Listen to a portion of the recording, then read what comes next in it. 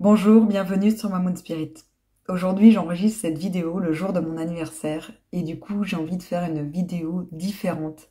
Un bilan un peu de ma vie, mais c'est pas simplement voilà pour vous exposer ma vie, c'est pour vous faire écho peut-être sur certaines parties, pour vous servir peut-être aussi à vous montrer qu'on a tous, qu'on a toutes des épreuves, qu'on a toutes des peurs à traverser, des angoisses et parfois on vient de loin et on peut vraiment changer. Alors aujourd'hui, d'apparence, j'ai une vie équilibrée, j'ai 2 enfants, un mari, une grande maison avec jardin, un métier que j'adore, que j'aime, j'anime une chaîne YouTube, un groupe sur Facebook avec mon amie Marlène et du coup, voilà, c'est facile, on va dire, d'apparence, mais en réalité, j'ai encore aujourd'hui des épreuves et surtout, je reviens de loin, comme on peut dire. Et je me suis aperçue justement en parlant la dernière fois que en fait ces histoires, ces exemples pouvaient servir à d'autres, pouvaient servir aussi de tremplin et de se dire que bah ouais c'est possible et que tout n'est pas immuable et qu'on peut décider en fait de s'en sortir et que parfois il suffit de peu, parfois il suffit d'être dans l'action et d'aller sortir en fait de ce mode d'inaction. Et moi, je suis très bien placée hein, pour le dire, parce que mes plus grosses périodes difficiles, mes angoisses et mes périodes de dépression se manifestaient par tout simplement de l'immobilité. Quand je dis immobilité, c'est que j'étais capable de rester, imaginez-vous, dans un lit, sans bouger, sans manger, sans rien faire. J'avais même pas mon téléphone, rien. Je n'écoutais rien, je ne faisais rien, et dans le noir total. Et quand on venait me parler, je ne répondais pas. Et ça pouvait durer une journée, 2 jours, le maximum que j'avais fait c'était 2 jours. Et c'était dans un état de profonde tristesse, de profonde angoisse. J'étais repliée sur moi-même et je m'auto-sabotais avec des pensées négatives, etc. Et ça a duré très très longtemps jusqu'au jour où j'ai voulu un enfant, donc c'est jusqu'à mes 30 ans, 31 on va dire, à 31 ans, jusqu'à 31 ans, où j'ai vécu comme ça des périodes de profonde angoisse, de profonde tristesse. Je faisais aussi des crises dans les magasins, des fois ça me prenait en plein magasin. Et je pouvais laisser la personne avec qui j'étais en train de faire les courses. J'étais par exemple avec quelqu'un en train de faire des courses. Et d'un seul coup, il y avait une remarque, quelque chose que je prenais mal, mais profondément, qui venait me heurter. Et du coup, hop, ça me figeait, je me mettais dans ma coquille. Et là, je laissais, ça m'est arrivé une fois de laisser carrément le caddie en plein milieu et de partir en courant avec les seules clés de l'appartement et de fermer et la personne se retrouve voilà sans clé, sans nouvelles, je ne réponds pas au téléphone, elle sait pas où je suis, elle sait pas ce qui se passe. Des trucs comme ça, des trucs improbables. Ça m'est arrivé aussi de passer carrément une soirée dehors alors qu'il faisait hyper froid, où j'étais pas couverte, j'avais pas ce qu'il fallait, tout simplement parce que voilà, pareil, j'étais figée dans cette inaction et dans cette peur et dans ce sentiment que j'étais nulle et que la personne m'avait tellement blessée, qu'elle m'avait abandonnée. Enfin, j'étais vraiment en mode victime, mais parce qu'à l'époque, voilà, j'avais pas les ressources, en tout cas les ressources étaient pas apparues à moi. Et pourtant, dans les dernières années, parce que je vous ai dit, cette période a continué jusqu'à mes 31 ans, dans les dernières années, j'avais entamé une psychothérapie avec une thérapeute que je voyais toutes les semaines, donc pendant plus de 5 ans, et en fait, ça n'avançait pas. Alors je dis pas évidemment que c'est le cas de toutes les psychothérapies, hein, attention, il y en a qui sont très bien, mais parfois ça nous fait pas avancer, parfois ça nous reste dans une position d'inaction, on va raconter sa vie et puis il y a rien qui se passe parce que la personne en face n'est pas là pour nous donner l'étincelle. Alors on dit souvent, et moi-même je le dis pour mes clients et mes clientes que j'accompagne, qu'un bon thérapeute, ça fait juste une partie du chemin et que l'autre partie, la plus grosse partie, c'est les personnes, évidemment, qui viennent voir. Il faut avoir envie. Un bon thérapeute ne fait pas tout. La personne doit avant tout aussi s'ouvrir, mais parfois, il faut l'avouer, il y a quand même des choses et des blocages qu'on ne pourrait pas débusquer seul, en tout cas au début. Après, peut-être c'est facile, quand je dis facile, c'est qu'on peut avoir évidemment des capacités comme moi, etc. Et on a tous, pour moi j'en suis convaincue, ces capacités-là, c'est pas des dons. Alors il y a des personnes où c'est plus ou moins facile, mais on peut tous, à un moment donné, si on veut, les développer ou non. Et développer, on a tous plus ou moins des potentiels divers et variés. En tout cas, on a tous des choses à faire ici sur cette terre.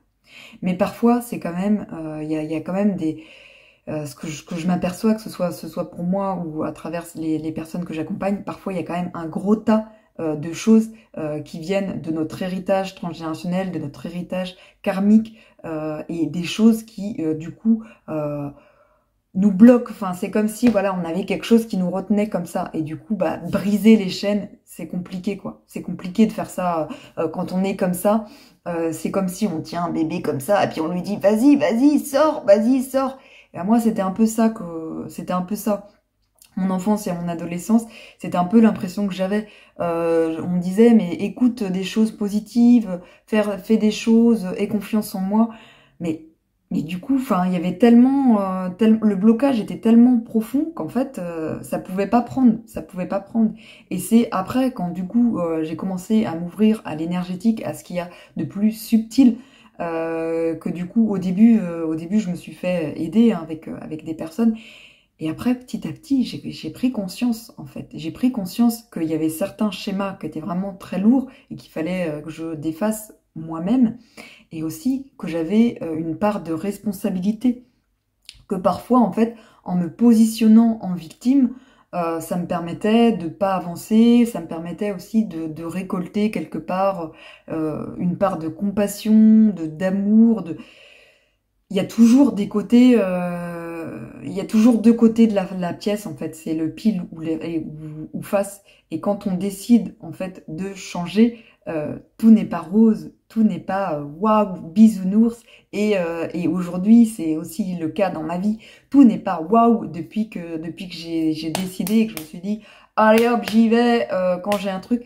Mais quand il y a quelque chose qui se passe dans ma vie, que ce soit pour moi ou pour mon entourage. Parfois, j'ai encore des trucs où je réagis impulsivement, où je réagis avec mes émotions, avec mon cœur, etc. Mais après, j'ai un mouvement, je contemple et je me dis, ah, j'essaye d'observer. Est-ce que je me suis positionnée en victime? Ou est-ce que là, c'est à moi de changer? Ou est-ce que c'est la personne? Est-ce que ça appartient à la personne? Et dans ce cas-là, bah, je lui redonne, ça me concerne pas. Ou est-ce que potentiellement, ça me fait voir quelque chose à moi qui est à traiter? Et je le dis souvent dans mes séances, et vous l'avez peut-être déjà entendu, l'évolution est en spirale. Et l'évolution est une couche d'oignon. Mais aujourd'hui, si vous êtes comme ça, si vous êtes serré, bah, ça va être difficile de tout faire toute seule. Et accepter, il y a plein de méthodes qui peuvent vous aider. Moi, j'ai commencé par l'hypnose et l'énergétique, c'est ce qui m'a aidé le plus, et c'est aussi pour ça que je propose ça. Mais aujourd'hui, je fais des libérations, j'ai avancé dans cette évolution, et aujourd'hui, je suis plus sur le transgénérationnel et karmique. Mais écoutez-vous, il y a l'EFT aussi qui peut être super. En tous les cas, il y a forcément quelque chose qui vous correspond. Et si vous doutez, aujourd'hui, il y a plein de ressources gratuites aussi qui existent, que ce soit sur ma chaîne ou sur d'autres plateformes. Donc déjà, vous pouvez déjà commencer par ça. Et puis, une fois que vous aurez l'impression d'avoir sorti un tout petit peu, que vous sentez un peu mieux, bah là, dans ce cas-là, vous pourrez vraiment aller en profondeur et dire, hop, j'y vais, j'y vais, j'y vais, j'y vais, j'y vais. Et oui, on a encore peur d'avancer. Et moi aussi, j'ai encore peur parce que à chaque nouveau palier, à chaque nouveau échelon, ça nous fait voir en face des trucs. Ah ouais, c'est moi ça. Ah ouais, ouais. Je me voyais pas totalement comme ça. Mais derrière, à chaque fois qu'on avance et qu'on traite justement cette libération, cette peur ou cette partie de nous, qu'on accueille justement cette partie de lumière et d'ombre, on a aussi des cadeaux et des surprises. Des cadeaux inestimables et des choses où on n'aurait même pas imaginé. Moi, donc pour revenir sur mon passé, j'étais timide, maladive. Ça pouvait m'arriver d'être dans un groupe soi-disant d'amis, donc des personnes que j'aimais bien, avec des personnes inconnues, et il suffisait qu'il y ait un petit truc qui fasse que je me sente pas à l'aise, je pouvais être une après-midi sans dire un mot, sans dire une phrase. Et on venait me poser des questions, et c'est comme si j'arrivais pas à parler. Et alors, je me sentais vraiment, dans ces moments-là, je me reconnecte à ça, mais je me sentais tellement mal, tellement nulle. Ouais, c'est dur de me reconnecter à ça parce que c'était vraiment une souffrance énorme.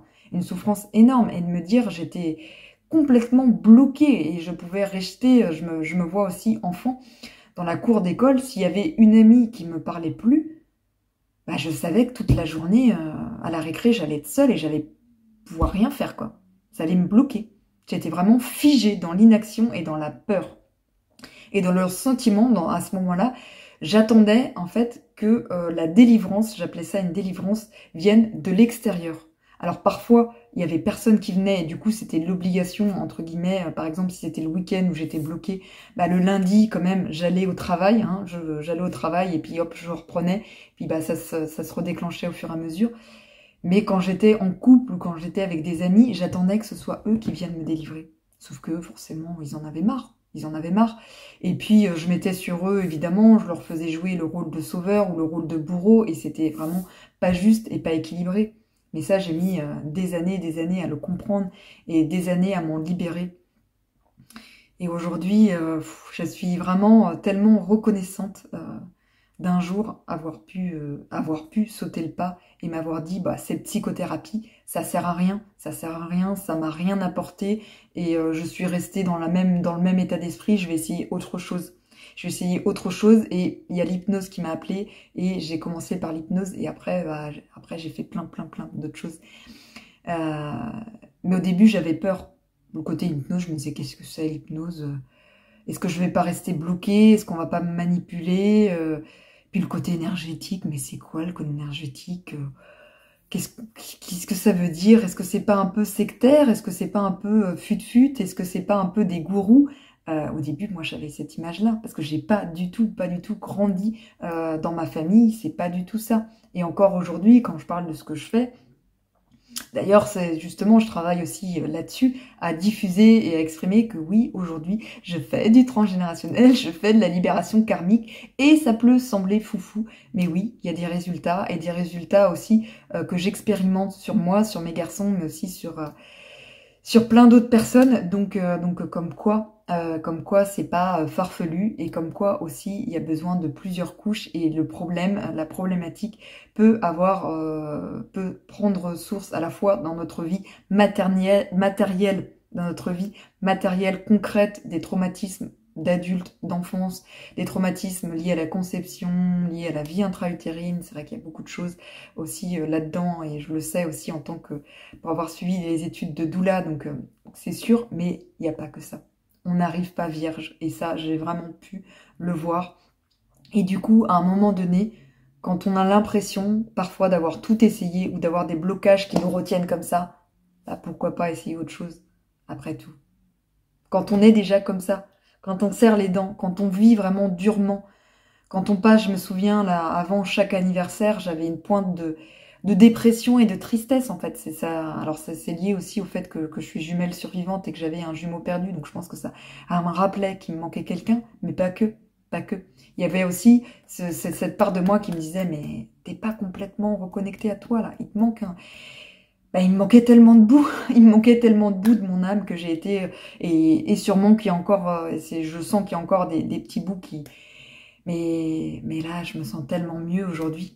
Je me sens tellement mieux à 37 ans qu'à 17 ans. Mais oui, mais forcément. Mais tellement mieux, des fois on dit, waouh, je regrette mes 20 ans. Mais moi, pas du tout. Mais pas du tout, pas du tout, pas du tout, pas du tout, pas du tout. Alors oui, ça m'a servi.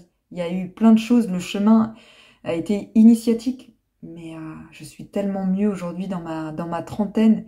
Et tellement mieux aujourd'hui d'avoir osé dire aujourd'hui, je reprends les pouvoirs. Et aujourd'hui, je me fais aider d'abord et après, je reprends le pouvoir.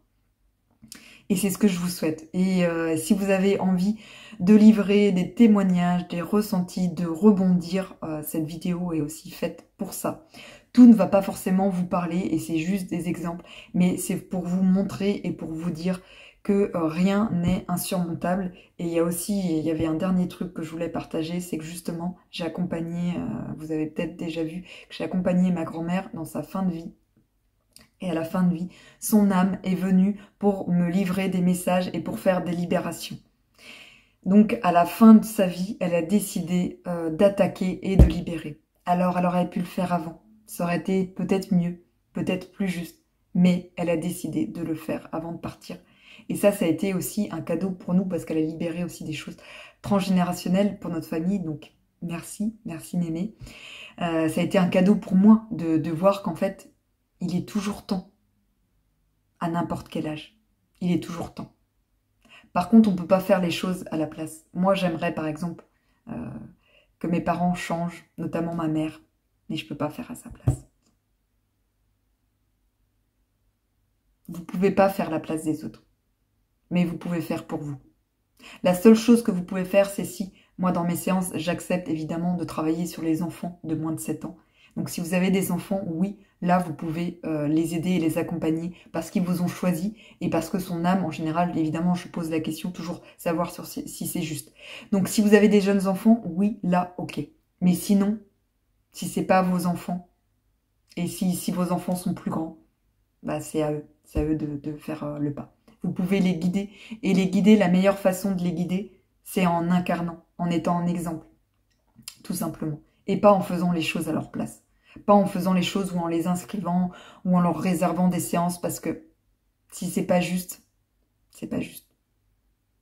Ça doit vraiment, le déclic, quelque part, doit venir d'eux. Mais vous pouvez inspirer. Ça, c'est vraiment quelque chose qu'on peut faire. Alors, je vous souhaite vraiment plein de belles choses, plein de reconnexions à vous-même. Et si vous avez envie de partager, de déposer, vous êtes les bienvenus. À bientôt. Prenez soin de vous.